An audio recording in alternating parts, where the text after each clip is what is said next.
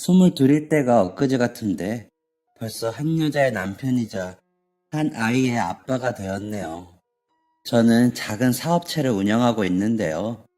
주변 사람들에게 나름 성공한 인생이라 칭찬받는 저의 인생에 어떤 일들이 있었는지 이야기해보고자 이렇게 사연을 쓰게 되었습니다. 초등학교 2학년이 되던 해 저는 갑작스럽게 아버지를 잃었습니다.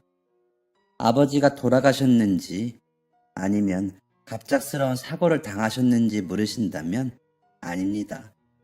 저는 그토록 다정하던 아버지를 하루아침에 잃고 말았습니다. 그 이유는 다름이 아닌 제가 아버지의 친자가 아니었기 때문이었죠. 아버지는 유전자 검사를 통해 제가 친자가 아니라는 사실을 알게 된 후 곧장 저와 어머니를 내쫓으셨습니다. 어머니의 부정을 의심했기 때문이었죠.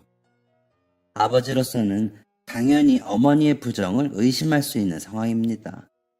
애지중지 키운 아들이 친자가 아니라면 아내의 바람을 의심해 볼 수밖에 없으니까요. 그런데 어머니는 평생토록 억울하다는 목소리를 지우지 않으셨습니다. 제 기억 속 어머니는 추운 날 잠옷바람으로 쫓겨나면서 끊임없이 이렇게 외치셨어요. 난 절대 바람을 피우지 않았어요. 정말이에요. 제발 믿어주세요.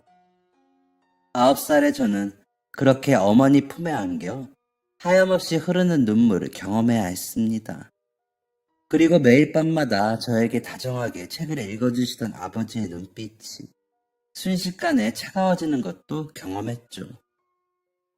태어나서부터 9살이 될 때까지 평생을 의지했던 사람이 한순간에 돌아서는 장면은 36이 된 지금도 트라우마로 남을 정도로 큰 상처가 되었습니다. 어머니는 추운 겨울 저를 꼭 껴안고 가까운 친정으로 돌아가셨지만 어머니의 가족들은 어머니를 받아주지 않았습니다. 보수적인 분위기 속에서 어머니는 집안의 수치였을 뿐이니까요. 출가한 딸이 바람이 나서 다른 남자의 아이를 가진 것도 모자라 그 아이를 모른 척 키우고 있었다는 것. 어머니를 쫓아낸 아버지가 어머니의 가족들에게도 알린 사실이었습니다. 결국 남편에게도 가족에게도 버림받은 어머니는 찬바람이 쌩쌩 불던 날 공중 화장실에서 저를 품에 안고 잠에 드셨죠. 어머니는 그날 이후 어떤 일도 가리지 않고 닥치는 대로 하셨습니다. 부끄러운 일 빼고는 정말 다 하셨던 것 같아요. 생활이 힘들 때면 구걸이라고 생각이 들 정도로 비굴한 모습을 보이기도 하셨고 천사 같던 모습은 온데간데 없고 욕지거리를 내뱉으며 동네 아주머니들과 싸우기도 하셨습니다. 하지만 그럼에도 불구하고 어머니는 제게 엄청난 사랑을 부어주셨어요. 그리고 아버지의 공백이 느껴지지 않을 정도의 사랑을 보여주셨죠. 한 아이의 아빠가 된 이 시점에서 보니 어머니가 얼마나 노력하셨을지를 실감하게 되네요. 어머니는 입버릇처럼 저에게 말씀하셨습니다. 엄마는 단 한 번도 너에게 부끄러운 짓을 한 적이 없어. 너는 떳떳하게 태어난 아이야. 아마도 어머니는 제가 저 스스로를 불륜의 결과로 태어난 아이로 여길까봐 걱정하셨던 것 같습니다.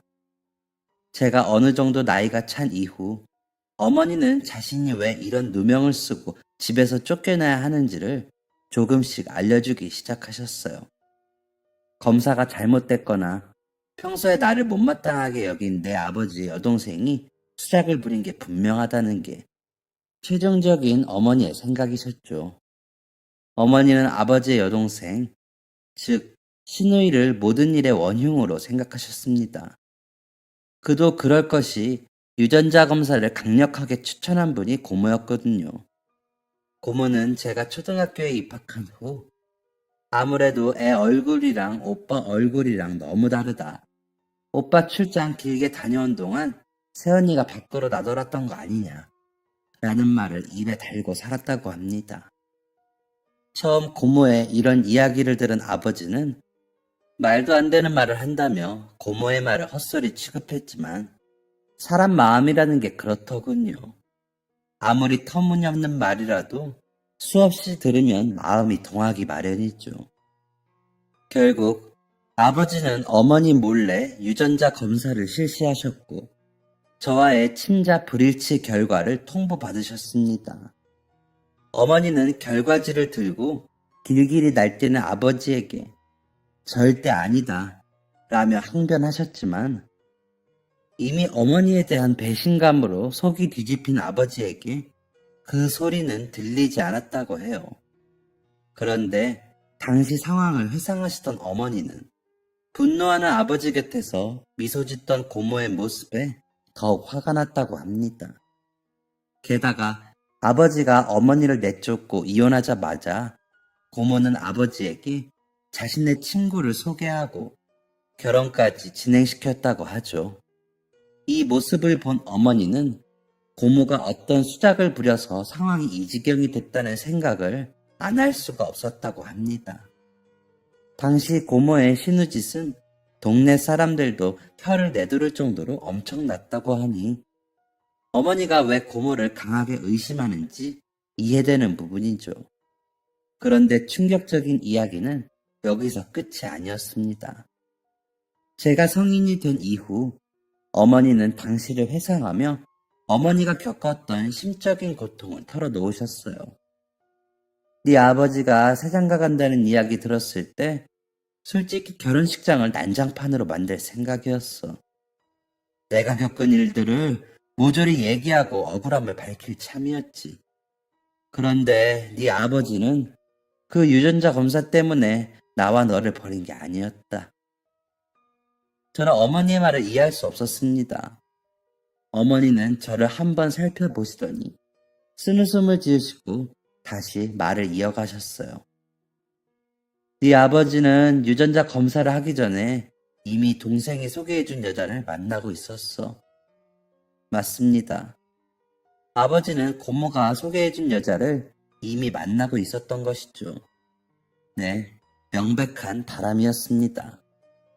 유전자 검사 결과는 그저 명분이었을 뿐 아버지는 유전자 검사 결과로 친자가 나왔어도 어머니를 버렸을 것입니다. 과연 그 인간이 검사 결과를 받고 충격을 받았을까? 아니었을걸.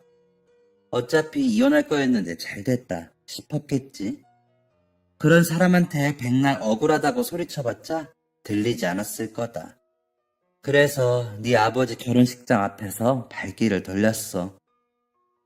말을 마친 어머니의 눈빛을 지켜보자니 억울한 마음을 안고 버텨야 했던 어머니의 지난 세월이 제 눈앞을 스쳐 지나가는 듯 했습니다. 그리고 뒤이어 보인 어머니의 손끝은 오랜 고생으로 해져 있었고 오랫동안 관리받지 못한 손톱은 이리 빠지고 저리 빠져 못난 모습으로 흉져 있었어요. 파릇파릇하기만 했던 어머니의 얼굴엔 어느새 깊은 주름들이 자리 잡혀 있었고 어머니는 또래 친구들의 어머니보다 10년은 늙어 보였습니다. 저는 그런 어머니의 모습을 보면서 다짐했습니다. 꼭 성공해서 잃어버린 어머니의 청춘을 되찾아 드리겠다고 말이죠. 꼭 어머니의 행복을 되찾아 드리겠다고 말이죠. 하지만 정말 안타깝게도 어머니를 호강시켜 드리겠다는 제 다짐은 쉽게 깨져버리고 말았습니다. 저는 공부머리가 영 없었기 때문에 대학을 가지 않고 성인이 되자마자 사회생활에 뛰어들었어요. 제 꿈은 단 하나였습니다. 내 돈으로 가게 차려서 사장 소리 듣기. 젊은 나이였기 때문에 가능했던 치기 어린 다짐이었죠. 저는 이 꿈 하나만을 바라보며 수년 동안 사업 초기 자본을 모았습니다. 하루에 3-4개의 일을 하기도 했고 노가다 현장에서 제대로 된 급여도 받지 못한 채 일하기도 했죠. 그저 오래 많이 일하는 게 최선이라고 생각했던 20살의 저는 23살이 될 때까지 친구 한 명 만나지 못한 채 돈을 모았습니다. 어머니는 매일 새벽같이 나가 자정이 다 되어서야 들어오는 저를 보며 매우 걱정하셨지만 가진 거라곤 체력뿐이었던 저에게 어머니의 걱정은 크게 와닿는 것이 아니었어요. 어머니의 걱정을 한몸에 받으며 친구 관계까지 포기했던 저는 결국 24살이 되던 해 목표했던 사업 초기 자본을 모으게 되었습니다. 그리고 곧장 어떤 일을 해야 할지 주변을 물색하게 되었어요. 그리고 한 사람을 만나게 되었죠. 그 사람은 저에게 술 장사가 제일 남는 장사라며 자신의 가게 하나를 내어줄 테니 초기 권리금만 내고 가게를 운영하라고 말했습니다. 게다가 가게에서 나오는 순이익은 7대3으로 나누자며 저를 설득하기 시작했어요. 물론 제가 7이었죠. 무엇보다 그 사람이 보여준 가게의 장부도 썩 믿음직해 보였습니다. 하지만 너무 좋은 조건에 가게를 맡긴다는 말에 선택을 주저하니 그 사람은 저를 데리고 자신의 가게를 보여주기까지 했어요. 가게 내부는 정말 휘황찬란했습니다. 가게 안을 채운 샹들리에부터 딱 봐도 비싸 보이는 소파까지. 한 반년 정도는 내 가게에서 일하면서 일 배우고 이후에 가게 맡아서 봐주면 될 것 같아. 솔직히 이 정도 되는 규모의 가게를 권리금만 받고 넘기는 거 진짜 믿지는 장사인 거 알지? 그리고 그냥 내가 가게 전부 운영해도 되는데 굳이 맡기려고 하는 거야. 현수가 내 동생 같아서 혹할 수밖에 없었습니다. 당시엔 어서 빨리 내 가게를 가지고 싶다는 생각에 이성적인 판단이 제대로 이루어지지 않았거든요. 게다가 제가 가지고 있는 돈으로 그 정도 규모의 가게는 엄두도 내지 못했기 때문에 욕심이 났던 것도 사실입니다. 결국 저는 권리금을 넘긴 채 6개월 동안 매장 관리 노하우를 배우기로 약속했어요. 그런데 막상 출근하기로 한 날이 되니 괜스레 불안한 마음이 들더군요. 그렇게 불안한 마음을 안고 가게에 도착한 저는 그만 가게 앞에 털썩 주저앉고 말았습니다. 그 이유는 가게가 있어야 할 자리에 가게가 없었기 때문이었죠. 더 정확히 말하자면 내부가 모두 철거된 빈 공간만이 존재했습니다. 이후엔 상황이 급박하게 돌아갔어요. 저와 비슷한 상황인 듯한 여러 사람들이 가게 앞에서 욕지거리를 내뱉으며 어딘가로 전화하기 시작했죠. 제가 사기를 당한 것이라는 사실을 알게 되는 데는 오랜 시간이 걸리지 않았습니다. 저는 그날로 세상을 살길 포기했어요. 인생의 전부인 양 모아둔 돈을 그렇게 한 번에 잃었으니 그만큼의 상실감을 겪는 것도 어찌 보면 당연한 일이었죠. 그런데 막상 죽으려고 보니 죽는 것에도 큰 용기가 필요하더군요. 그때 제가 선택한 것은 바로 입대였습니다. 저는 입대 날까지 입대 사실을 어머니에게 알리지 않았어요. 입대 날 짧은 편지를 쓰고 집을 나온 게 전부였죠. 저는 훈련소를 마친 이후에도 어머니를 보지 않았습니다. 휴가를 나와도 부대 근처를 떠돌다 복귀하곤 했어요. 그렇다 보니 당연히 어머니의 면회도 차단했습니다. 거의 매일 써서 보내시는 듯한 어머니의 편지도 뜯어보지 않았죠. 어린 마음에 사기를 당한 분노와 창피함을 어머니께 화풀이한 것 같아요. 면목도 없었고요. 어머니의 마음은 타들어가고 있을 거라는 걸 알면서도 말이에요.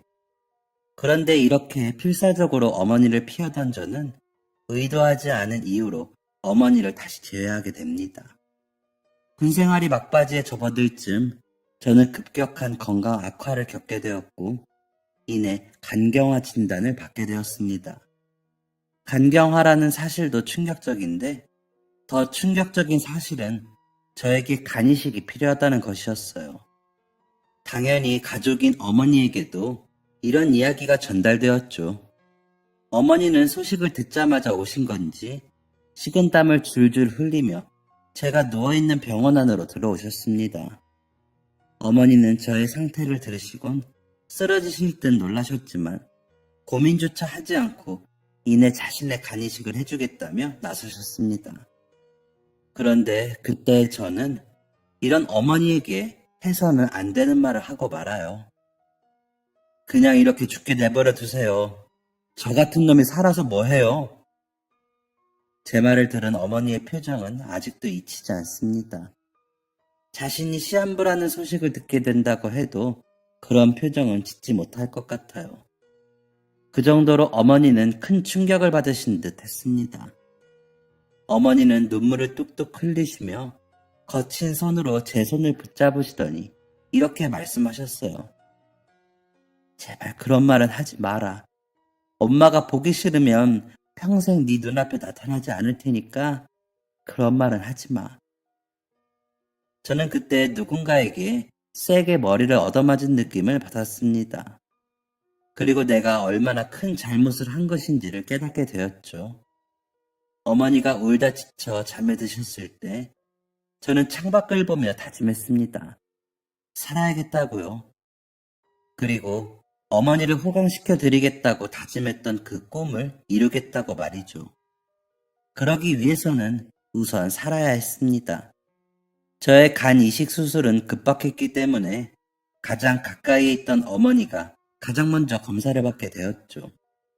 어머니의 간을 이식받아야 한다는 사실이 마음을 무겁게 했지만 어머니의 굳은 다짐을 만류할 수는 없었어요. 그렇게 검사를 한 후 저는 한밤중 찾아온 의사에게 충격적인 이야기를 듣게 되었습니다. 종이 한 장을 들고 제 곁에 앉은 의사는 이렇게 말했습니다. 검사를 진행하신 신경자 씨가 친어머니가 맞으신가요? 의사가 이런 질문을 한 데는 이유가 있었습니다. 어머니의 혈액형과 어머니가 적어낸 아버지의 혈액형을 대조해 보았는데 도저히 제 혈액형이 나올 수 없었기 때문이었죠. 당연히 간 이식도 불가능했습니다. 이 사실을 알게 된 저는 무언가 이상한 기류를 느끼게 되었고 무엇에 끌린 것인지 어머니 몰래 유전자 검사를 하게 되었습니다. 하지만 제가 유전자 검사를 의뢰했다는 사실은 쉽게 기억 속에서 잊히고 말았어요. 몸 상태가 하루가 다르게 안 좋아졌기 때문이죠. 간 이식이 정말 급박한 상황이라는 사실에 모두가 불안해하고 있을 때 간 이식을 해주겠다는 사람이 나타났습니다. 바로 제 소식을 들은 친구였죠. 친구가 아무 이유 없이 간 이식을 해주겠다고 나선 것은 아니었습니다. 20살 때 저는 친구의 어머니가 돈이 없어서 중요한 수술을 못 받고 계신다는 사실을 알게 되었어요. 그리고 우연히 그 사실을 접했을 때 제 수중에는 반년 동안 악착같이 모은 돈이 있었죠. 저는 돈이 있었음에도 친구를 도울 수 없었습니다. 그 돈을 모으기 위해 얼마나 노력을 했는지 누구보다 제가 제일 잘 아니까요. 하지만 수술만 받으면 살 수 있는데 돈이 없어서 그 수술을 못 받고 있다는 친구의 말이 제 마음을 계속해서 불편하게 만들었어요.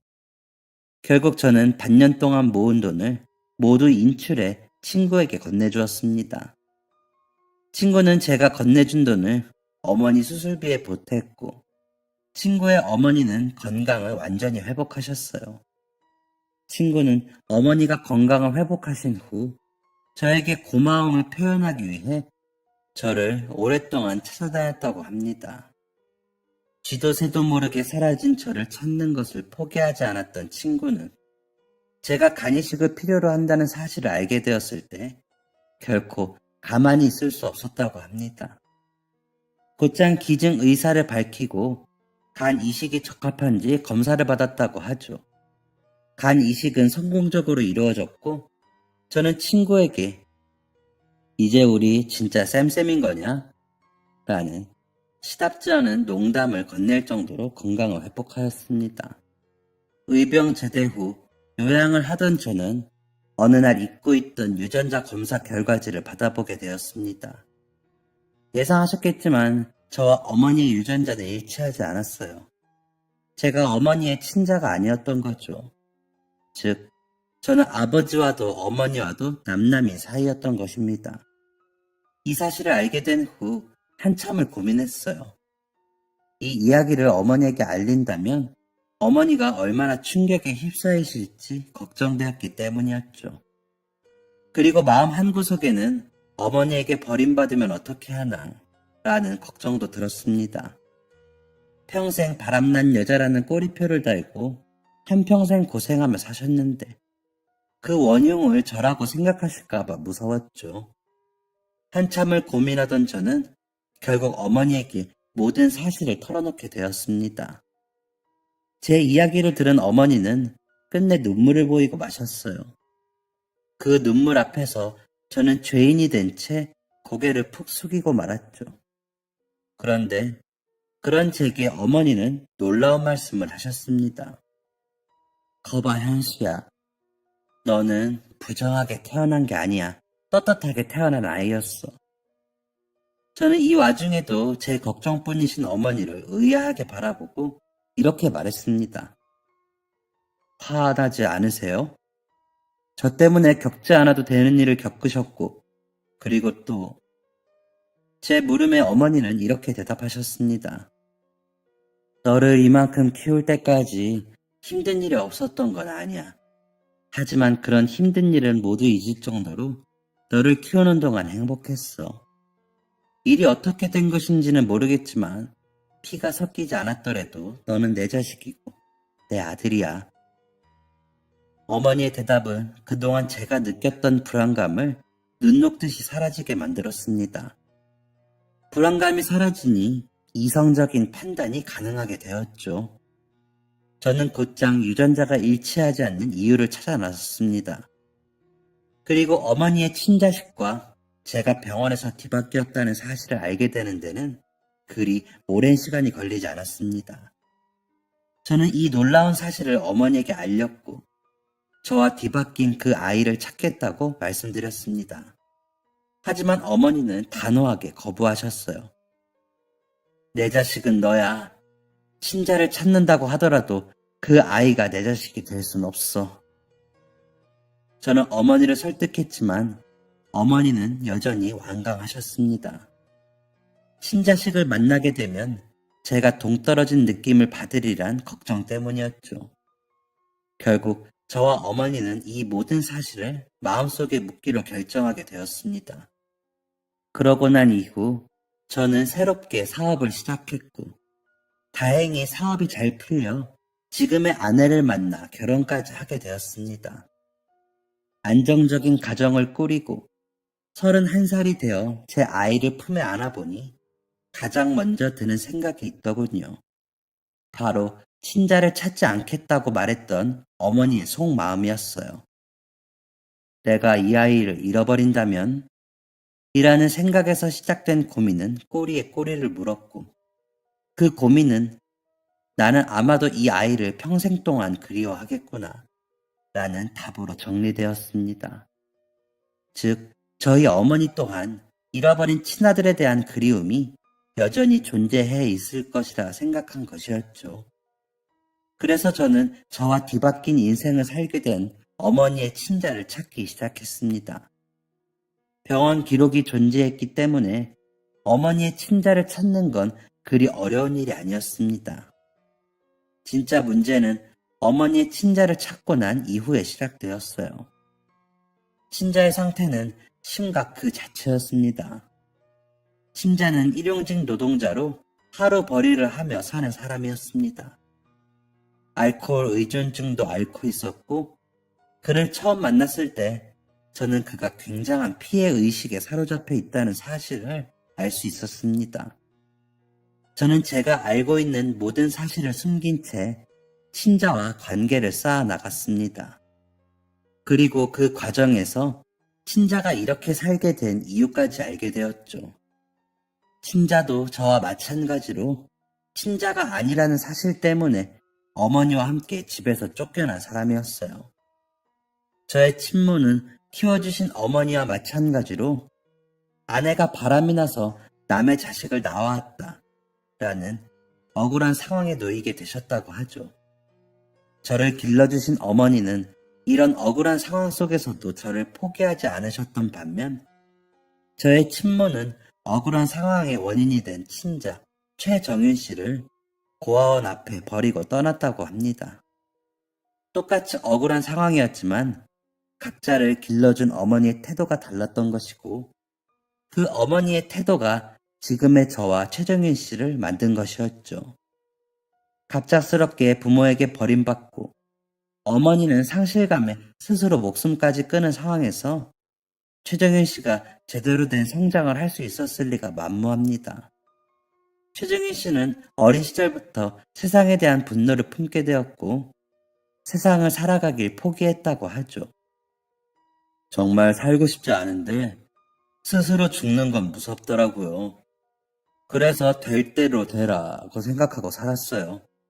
먹고 싶은 대로 먹고, 말하고 싶은 대로 말하고, 자고 싶으면 자고. 근데도 얼마나 목숨이 질긴지 죽는 것도 쉽지 않더라고요. 공허한 눈으로 이런 말을 뱉는 최정일 씨를 보니 23살, 사기를 당해 전 재산을 잃은 제 모습이 겹쳐 보이는 듯 했습니다. 하지만 최정윤 씨의 인생은 제 인생보다 훨씬 기구했습니다.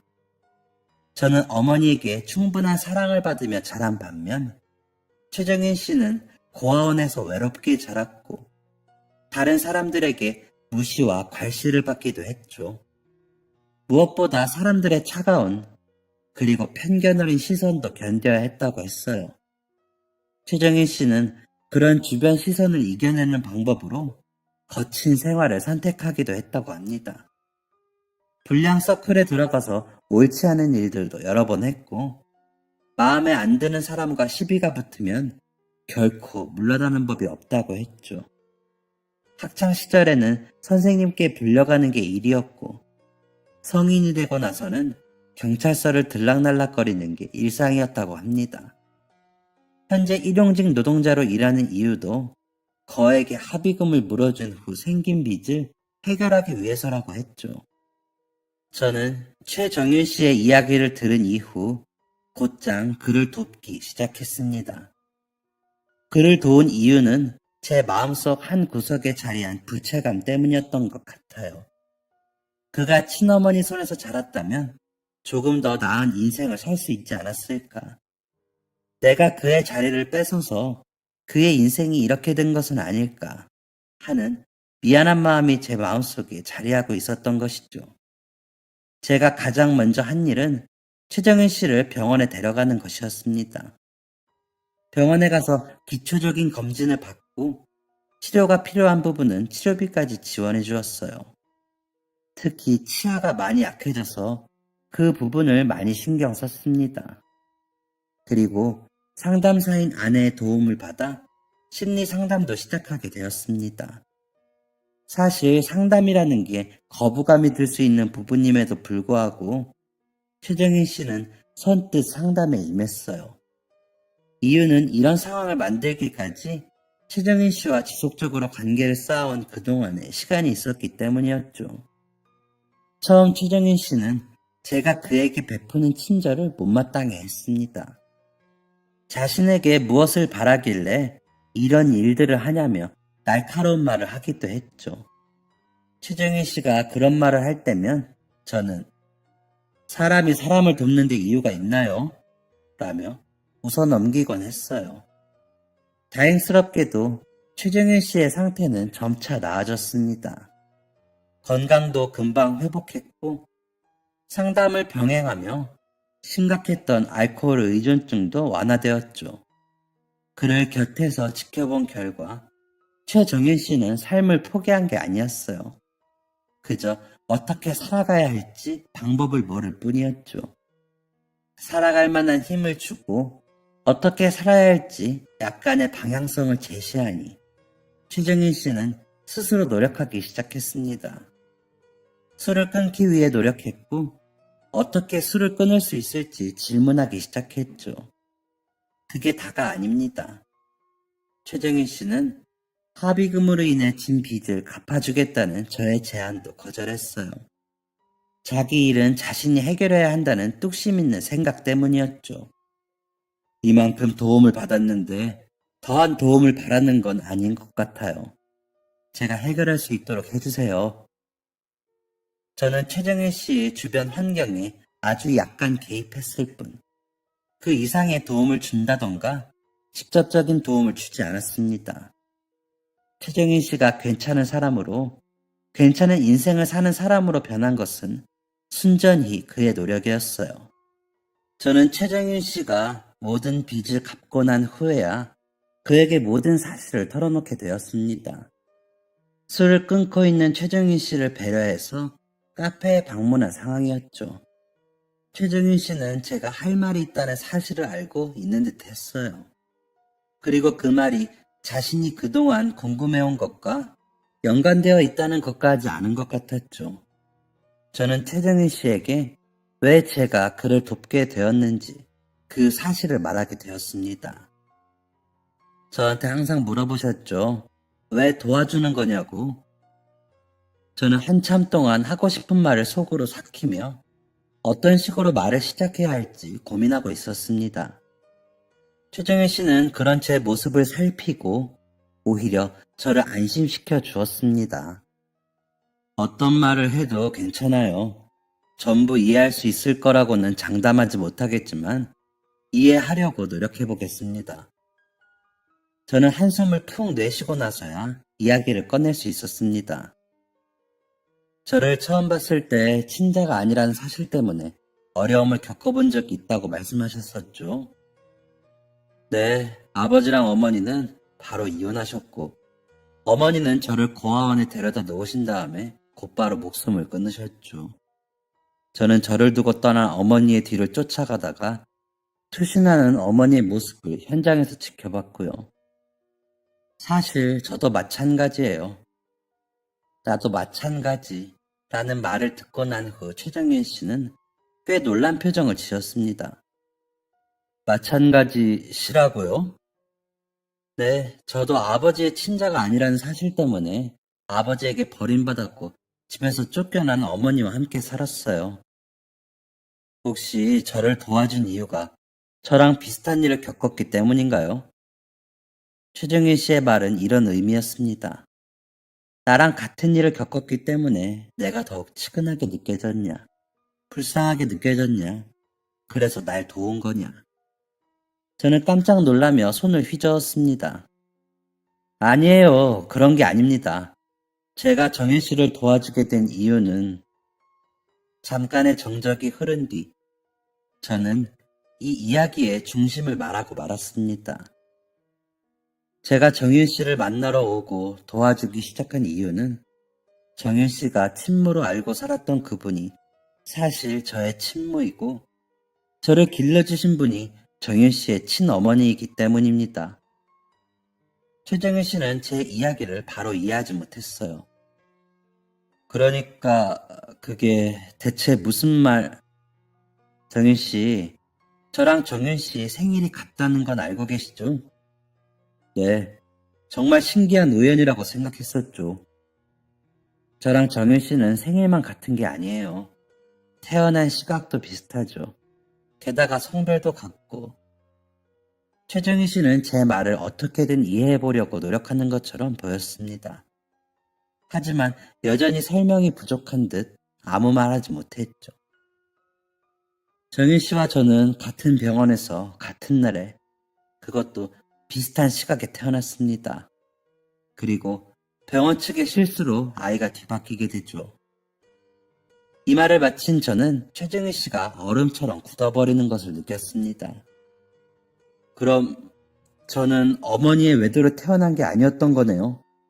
저를 낳아준 분은 따로 있었던 거고 저를 길러주신 분은 정말로 억울한 죽음을 겪게 된 거네요.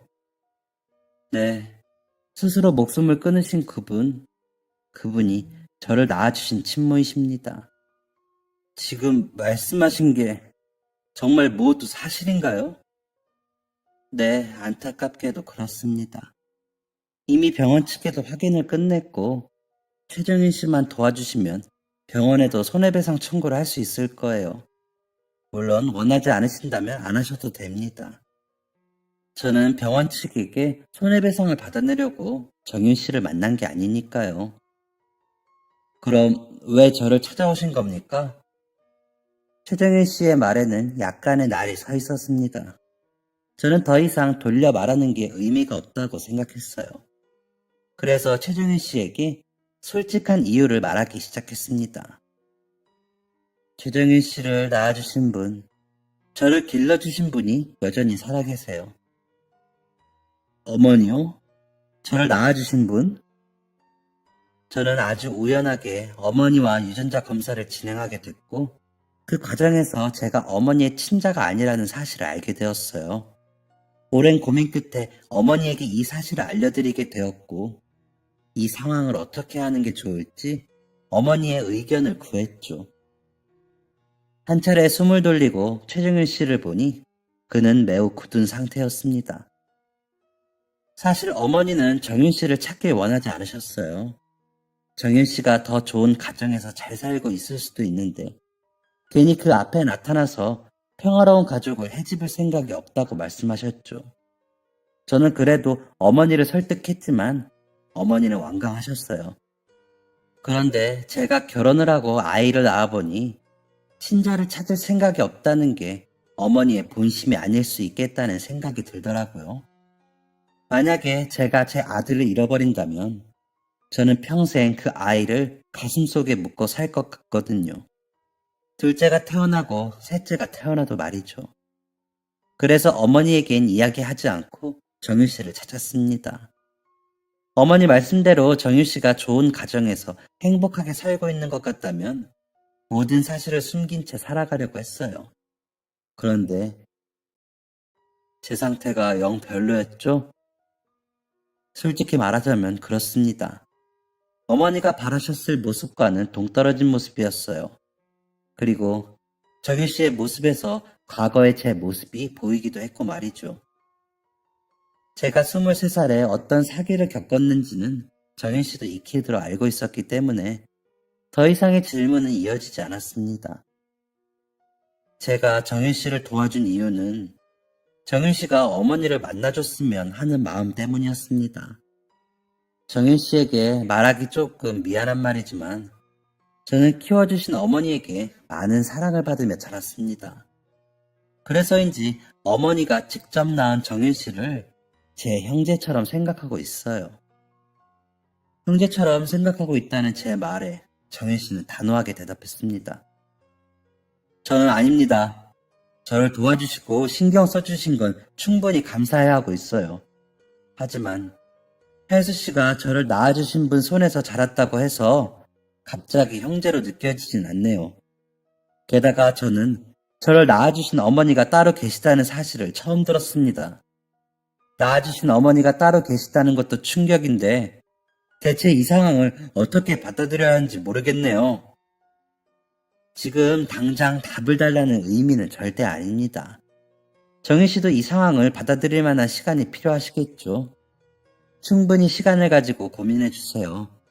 그리고 제가 정희 씨를 돕는 건 어떤 대가를 바라서가 아니라는 것만 알아주세요. 최정희 씨는 이후 한 달 정도 시간을 가지며 어머니를 만날 것인지에 대한 고민을 이어갔습니다. 그리고 34살의 가을, 최정희 씨로부터 어머니를 만나겠다는 대답을 듣게 되었죠. 이 말을 들은 후 저는 곧장 어머니에게 달려가 이 이야기를 전해드렸습니다. 사실 어머니한테 고백할 게 있어요. 어머니는 두 눈이 동그래진 채 저를 바라보고 계셨죠. 아이를 낳고 나니 어머니의 마음이 조금이나마 이해되더라고요. 그래서 병원에서 저와 뒤바뀌었던 어머니의 침대를 찾았습니다.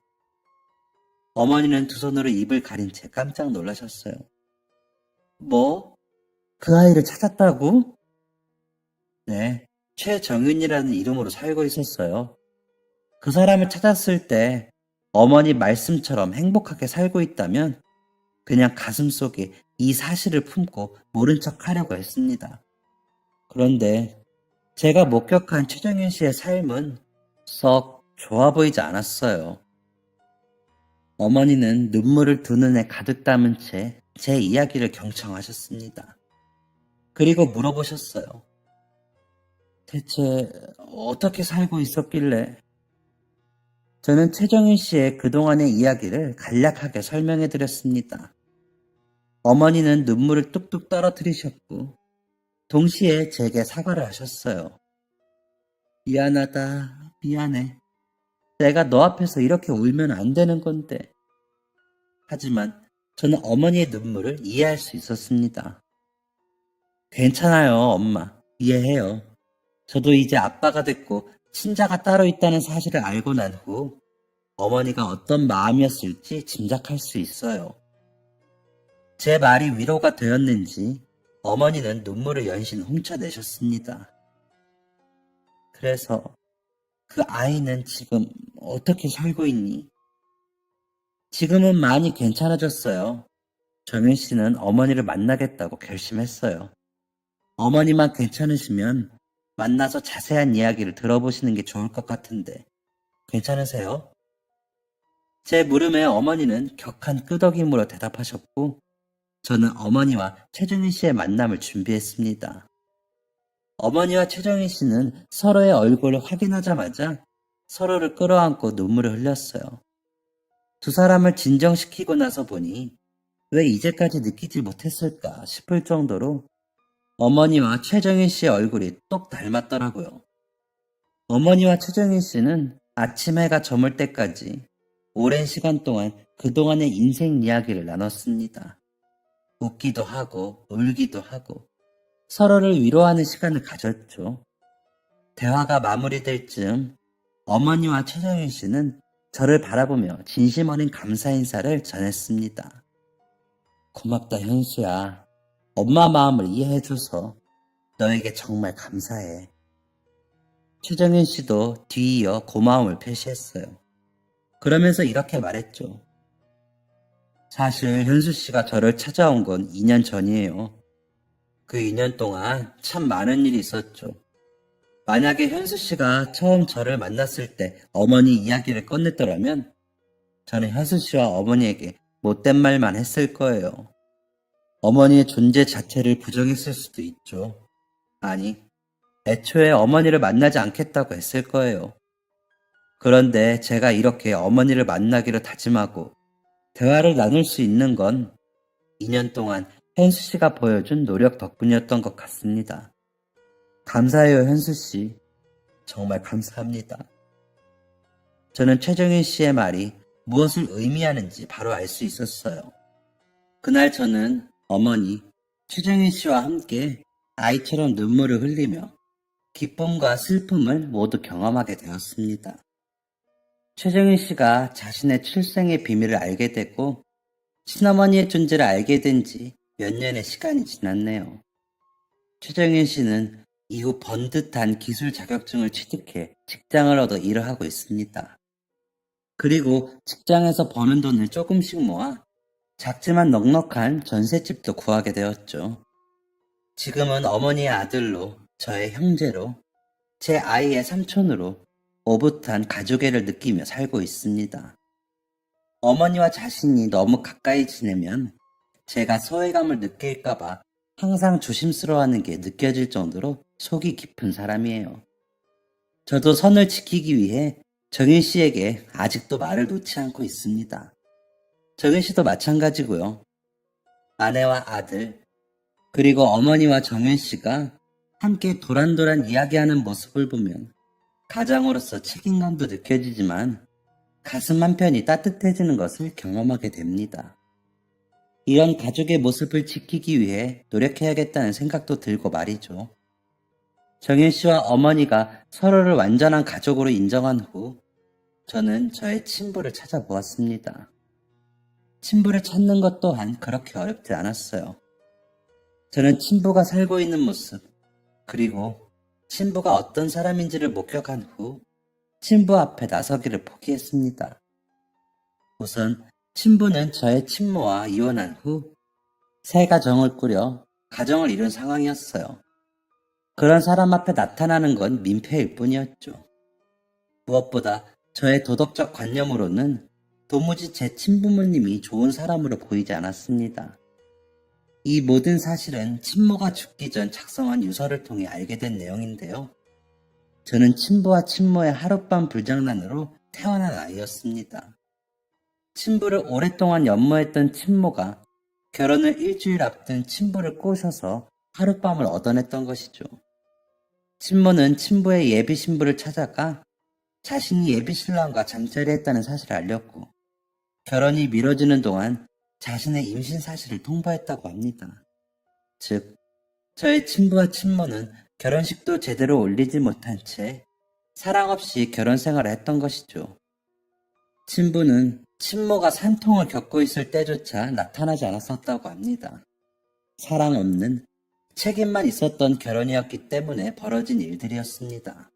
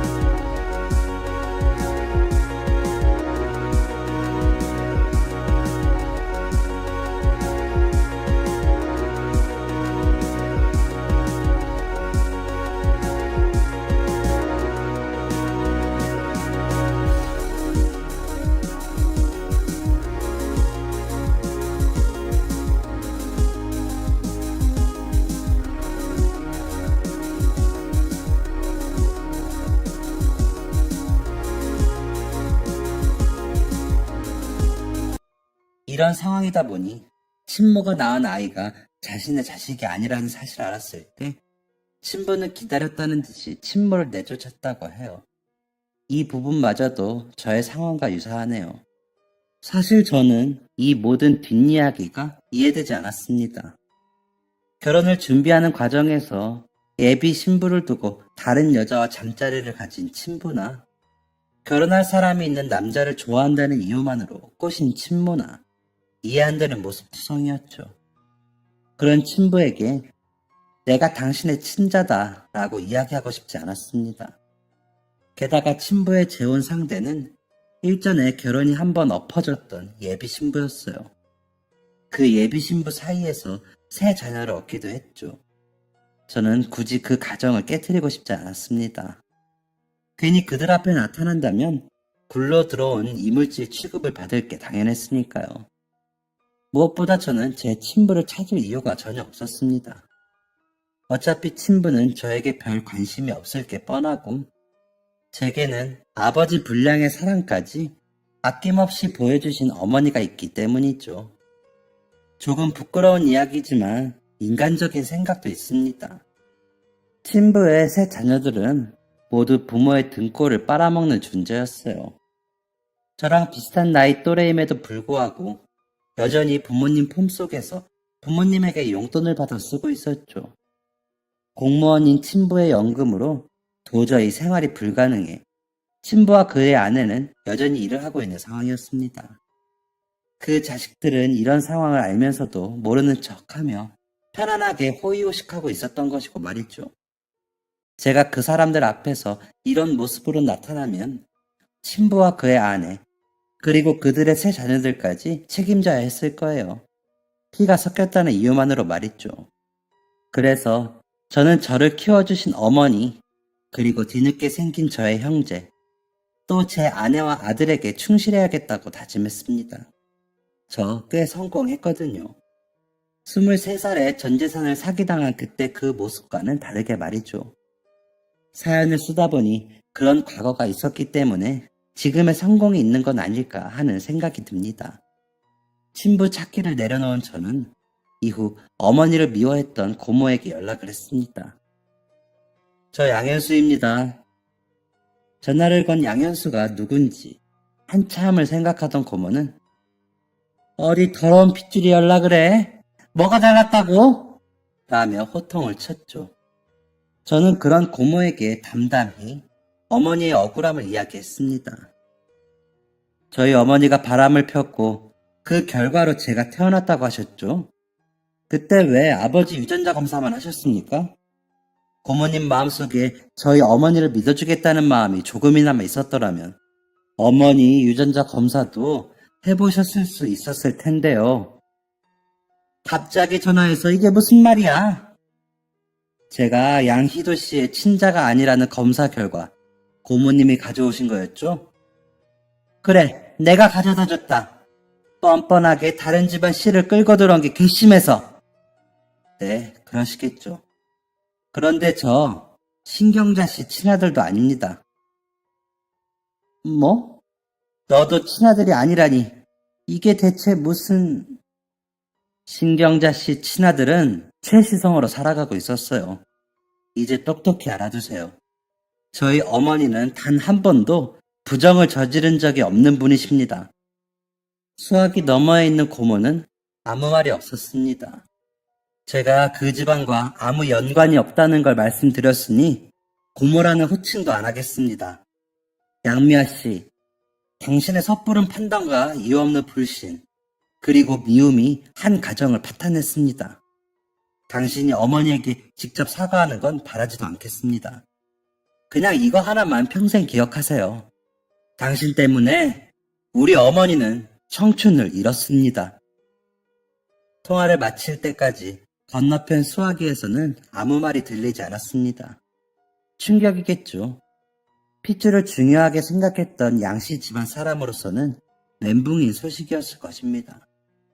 제 이야기를 들은 고모 양미아 씨는 다음 날부터 줄기차게 연락을 취해왔습니다. 어딘가에 오빠의 친아들이 살아있다는 생각을 하기 때문이었겠죠. 양씨 집안 장손이 어디에 있다는 거냐? 당장 말해라. 라는 문자가 끊이지 않았습니다. 이렇게까지 심각하게 친자에 집착하는 걸 보고 이상함을 느껴서 알아보니 양미아 씨에게도 그럴 만한 이유가 있었습니다. 양미아 씨가 오빠에게 소개한 자신의 친구가 괜찮은 사람은 아니었던 거죠. 양미아 씨는 현재 마음에 드는 구석이 하나도 없는 친구와 그 자식에게 집안의 모든 재산을 빼앗길 상황이었습니다. 이런 중요한 순간에 또 다른 친자가 나타난다면 양미아 씨가 챙길 몫이 늘어나게 되겠죠. 아마 그것을 노리고 친자가 누군지 어서 내놓으라는 이야기를 했던 것 같아요. 저는 이 사실 또한 정윤 씨에게 알렸습니다. 정윤 씨는 이 이야기를 듣고 코웃음을 치며 이렇게 말했습니다. 됐다고 해요. 어머니를 그런 식으로 대해놓고 사과 한마디 없었으면서 이제 와서 장남 노릇을 바라다니 말도 안 되는 이야기죠. 저는 정윤 씨의 말을 토시 하나 틀리지 않고 그대로 양미아 씨에게 전달했습니다. 이후에 그 집안이 어떻게 되든 그건 그 집안이 헤쳐나갈 문제니까 뭐 알아서 하겠죠. 저는 어머니의 억울함이 풀렸다는 것 하나만으로 만족하고 있습니다. 어제는 어머니가 저희 집에서 아이와 함께 시간을 보내다가 잠에 드셨습니다. 아이의 손을 꼭 붙잡고 잠에 드신 어머니의 손을 바라보니 한겨울 집안에서 쫓겨나 공중 화장실에서 잠이 들었던 그때가 생각이 나더군요. 온몸을 벌벌 떨면서도 헬수는 추우면 안 돼 라며 자신의 얇은 외투마저 벗어 제게 걸쳐주시던 어머니의 그 손길. 그 손길이 잊히지 않는 밤이었습니다.